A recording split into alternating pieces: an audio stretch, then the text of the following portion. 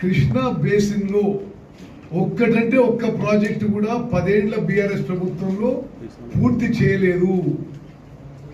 వాళ్ళు 10 ఏళ్లలో బడ్జెట్ లో 17 లక్షల కోట్లు ఖర్చు పెట్టిండ్రు. ఇరిగేషన్ కి 1,83,000 కోట్లు ఖర్చు పెట్టిండ్రు.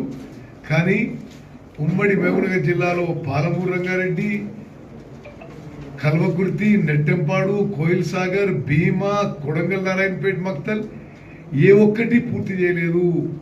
ఉమ్మడి నల్గొండలో ఎస్ఎల్బిసి టనల్, డిండి, మరి వాళ్లే శంకుస్థాపన చేసిన లిఫ్ట్లు ఇప్పుడు ఎక్కడ పూర్తి చేయలేదు.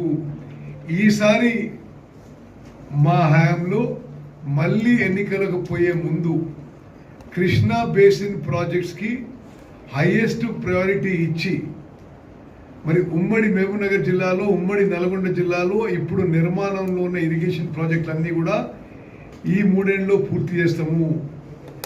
కృష్ణా నదీ జలాల్లో కానీ, గోదావరి నదీ జలాల్లో కానీ మన హక్కుగా రావాల్సిన నీటి వాటాలో ఒక్క చుక్క కూడా వదిలిపెట్టుకోము.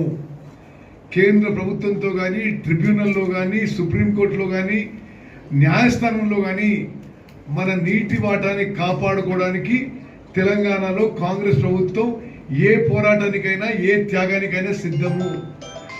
ఏమైనా అన్యాయం జరిగిందంటే గత బీఆర్ఎస్ ప్రభుత్వంలోనే ఈ నీటి వనరుల వాటాల్లో మరి తెలంగాణకు అన్యాయం జరిగింది.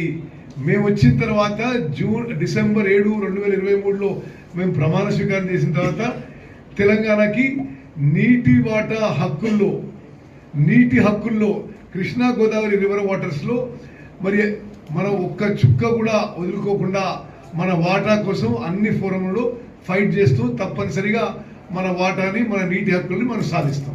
Thank you.